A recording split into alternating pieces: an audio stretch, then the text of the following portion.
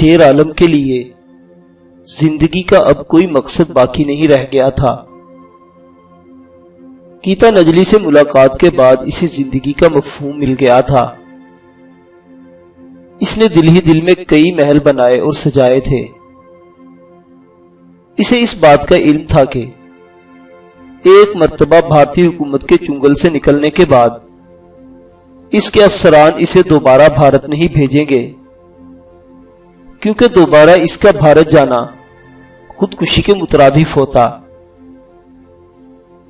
اب اس نے ذہنی طور پر اس پیشے سے علیحدگی کا فیصلہ کر لیا تھا۔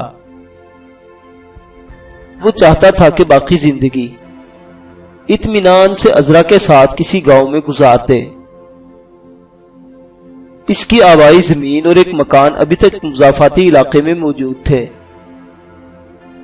جہاں وہ بڑے آرام سے چھوٹا موٹا کاروبار کر کے زندگی کے باقی دن ہنسی خوشی گزار سکتا تھا۔ کتنے خواب سجائے تھے اس نے، اور کس طرح یہ خواب اچانک ہی چکنا چور ہو گئے۔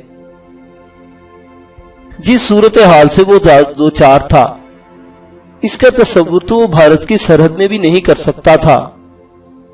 یہ تو اس کا اپنا ملک تھا۔ انسپکٹر برکت نے جیسے اس کا نشیمن ہی جلا کر خاک کر دیا تھا۔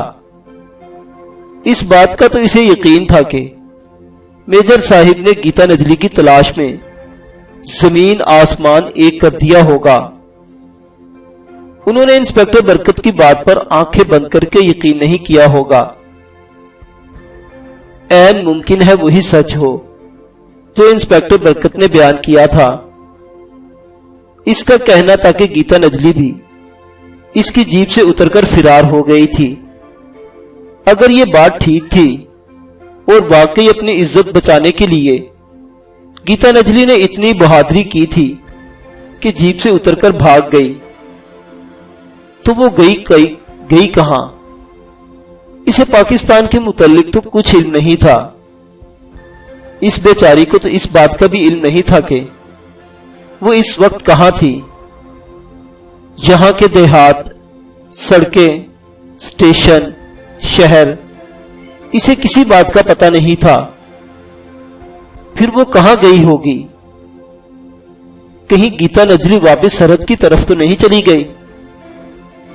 شیر عالم نے سوچا اور لرز کے رہ گیا۔ اگر یہ سچ تھا تو یہ بہت بھیانک سچ ہوتا۔ شیر عالم کو یاد آیا کہ بشیر نے ان دونوں کے سامنے اس علاقے کا ذکر کیا تھا جہاں سے انہوں نے سرحد عبور کی تھی۔ کہیں ایسا تو نہیں کہ گیتا نجلی نے وہی نام یاد رکھا ہو اور دوبارہ اسی پوسٹ سے سرحد عبور کر لی ہو۔ یہ بات شیر عالم کو بھی معلوم تھی کہ ایک مرتبہ بھارتی سرحد میں قدم رکھنے کے بعد کوئی گیتا نجلی کا کچھ نہیں بگاڑ سکتا۔ اس کے پاس سوامی مہاراج کا اتنا مضبوط حوالہ موجود تھا کہ کسی کو اس کی طرف میلی آنکھ سے دیکھنے کی جرت بھی نہیں ہو سکتی تھی۔ اس بات میں تو کوئی شک نہیں تھا کہ گیتا نجلی کو حالات نے بری طرح مایوس کر دیا تھا۔ اس نے پاکستان سے متعلق جو خواب سجائے تھے وہ تو چکنا چور ہو گئے تھے۔ شیر عالم ہی اس کی واحد امید تھا، اور وہ بھی اسے نہ مل سکا تو عین ممکن ہے اس کے پاس اپنی پرانی زندگی کی طرف واپس لوٹ جانے کے علاوہ کوئی چارہ ہی باقی نہ رہا ہو۔ سوامی مہاراج کو مطمئن کرنے کے لیے اس کا صرف یہ کہہ دینا کافی تھا کہ وہ دونوں اسے بندوق کی نوک پر اغوا کر کے لے گئے تھے، اور موقع ملتے ہی وہ واپس بھاگ گئی۔ اس طرح وہ سوامی کے دل میں اپنے لیے پہلے سے موجود جگہ میں کئی گنا مزید اضافہ کر سکتی تھی۔ اس کے لیے دوبارہ آشرم میں پہلے سے زیادہ عزت اور مان کے ساتھ زندگی بسر کرنے کے مواقع موجود تھے۔ اگر اس کی سوچ صحیح تھی تو یہ اس کی مردانگی کے لیے سب سے بڑا چیلنج تھا۔ وہ اپنی موجودہ حیثیت کو بھی بھلا دے تو بھی وہ ایک مسلمان تو تھا۔ گیتا نجلی اس کی حسن و جوانی پر عاشق نہیں ہوئی تھی، اسے اگر شیر عالم میں کوئی دلچسپی تھی تو محض یہ کہ وہ مسلمان پاکستانی تھا، ورنہ تو سوامی مہاراج کے آشرم میں اس سے 1000 گنا خوبصورت، جوان اور دولت مند لوگ آیا کرتے تھے، اور کسی کے لیے محض یہ اشارہ ہی کافی تھا کہ گیتا نجلی اس کی طرف متوجہ ہے۔ وہ ایسی ہی تھی جس کے لیے کوئی بھی نوجوان اپنے دل و جان کا نذرانہ پیش کرنا باعث فخر جانتا۔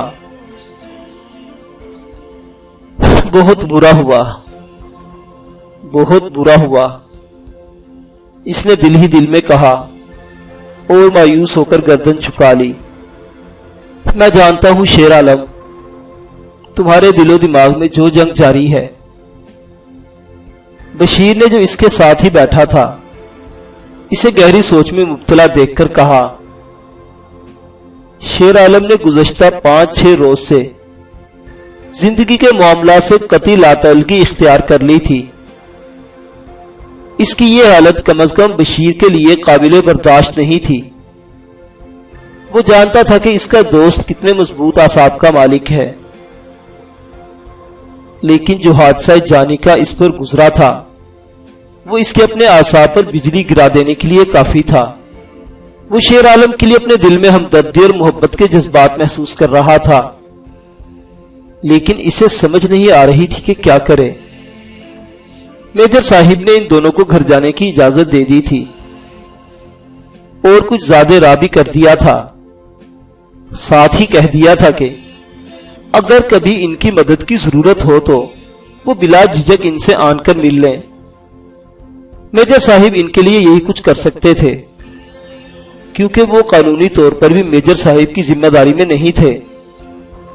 یہ تو ان کی خصوصی محبت اور وطن دوستی کے جذبات تھے جن کے تابع انہوں نے دونوں سے کہہ دیا تھا، ورنہ انہیں بھی اس بات کا علم تھا کہ زندگی کی جو شطرنج انہوں نے بچھائی تھی اس کا کھلاڑی جیت کر بھی ہار جاتا ہے۔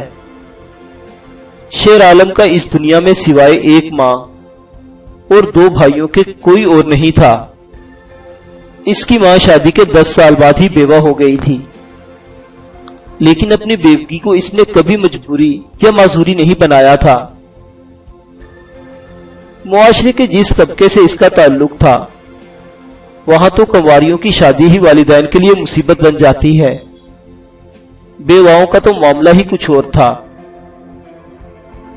اپنے خاوند کی چند ایکڑ اراضی کے سہارے اس نے اپنے تینوں بیٹوں کو اپنی استعداد کے مطابق پڑھا لکھا بھی دیا تھا۔ شیر عالم کو تو فوج میں جانے کا شوق انٹیلیجنس میں لے گیا، جبکہ اس کے دونوں بھائی سرکاری محکموں میں دوسرے درجے کے آفیسر تھے۔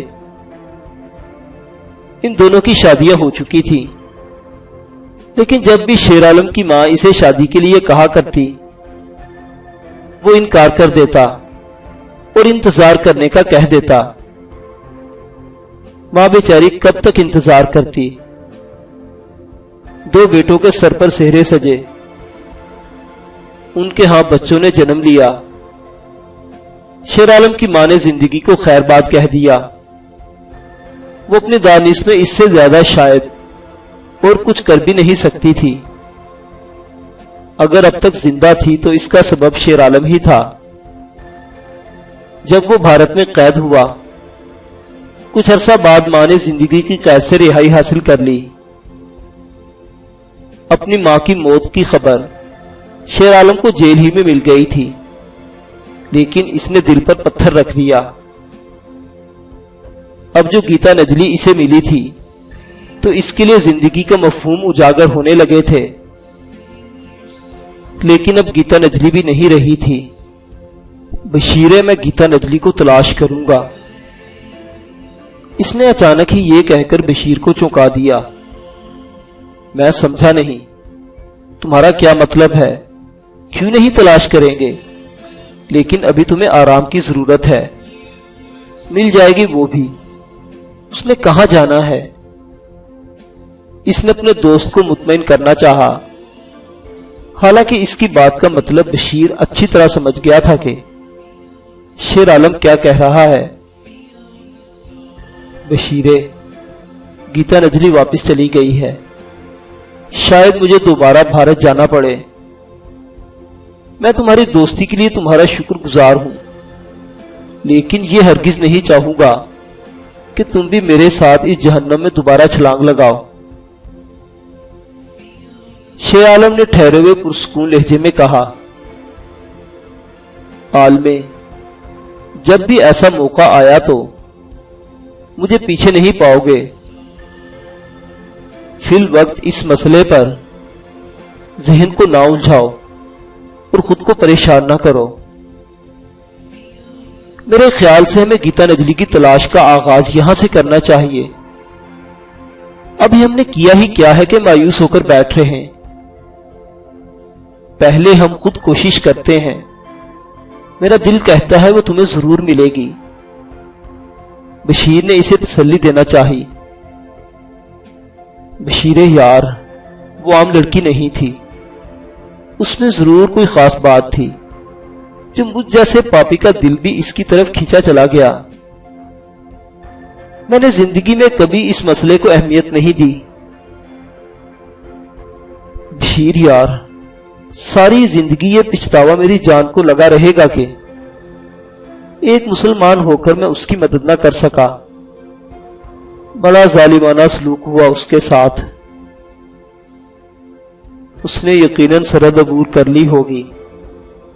इसे पाकिस्तानी रास्तों का इल्म भी नहीं।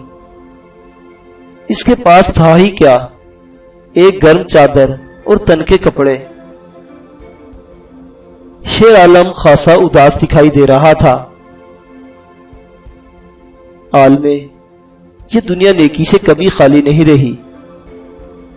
मुझे इस बात का अफसोस है कि बरकत ने हमारे साथ बहुत बुरा सलूक किया, लेकिन मेरा दिल कहता है कि गीता नजली महफूज हाथों में है। यह भी मुमकिन है कि कुदरत ने इसे बरकत जैसे दरिंदे के चुंगल से बचाने के लिए भागने में मदद दी हो। यह भी तो मुमकिन है कि इसे तुम्हारे जैसा कोई हमदर्द मिल गया हो और उसने गीता नजली को पनाह दे दी हो। हालांकि तुम खुद कह चुके हो उसे किसी जगह मुकाम का नाम याद नहीं, तो राब्ता क्या वो दीवारों से करती? फिर भी यह भी तो मुमकिन है कि मुकामी देहातों में इसे कोई हमदर्द मुयस्सर आ गया हो और उसने खामोशी ही बेहतर जानी हो। अभी गीता नजली को इस बात का तो इल्म नहीं हुआ कि इंस्पेक्टर बरकत गिरफ्तार हो चुका है और इसे अपने एक एक जुल्म का हिसाब देना पड़ेगा। इस बात का इल्म यकीनन इसे पनाह देने वालों को भी नहीं होगा। देहातों में यूं भी कोई बात ढकी छुपी नहीं रहती। इसे पनाह देने वाले को यह खौफ भी लगा रहा होगा कि अगर इसके गांव के किसी जराइम पेशा शख्स की नजर गीता नजली पर पड़ गई या किसी भी तरफ इंस्पेक्टर बरकत को इसकी इत्तला मिल गई तो गीता नजली के साथ साथ वो भी मुसीबत में पड़ जाएगा। बशीर ने चाहा कि इस तरह दलाइल देकर अपने दोस्त को फिलहाल तो मुतमईन करे। वो नहीं चाहता था कि शेर आलम जज्बाती होकर सरहद अबूर कर जाए, क्योंकि वहां लोग जाने कब से इसके मुंतजिर बैठे होंगे और भारत में इनकी गिरफ्तारी का मतलब सिवाय मौत के और कुछ नहीं था। जानबूझकर वो अपने दोस्त को मुंह के मुंह में क्यों धकेले? बशीर यार, मेरा तो जहन ही आउट हो चुका है। मुझे तो कुछ समझ नहीं आ रही कि हमें क्या करना चाहिए। बस तुम ये जान लो कि जब तक गीता नजली की खैरियत की इत्तला नहीं मिल जाती मैं चैन से नहीं बैठ सकूंगा। दोनों कुछ देर आपस में बातें करते रहे, जिसके बाद बशीर ने इसके सामने एक लाहे अमल रख दिया। इसके मुताबिक दोनों को नजदीकों दूर के देहातों में मौजूद अपने पेशे से मुतल्लिक अपने दोस्तों के जरिए गीता नजली की तलाश का प्रोग्राम बनाया था। कुछ दिन आराम कर लो, फिर हम इस मिशन पर निकलेंगे, बशीर ने आखिर में कहा।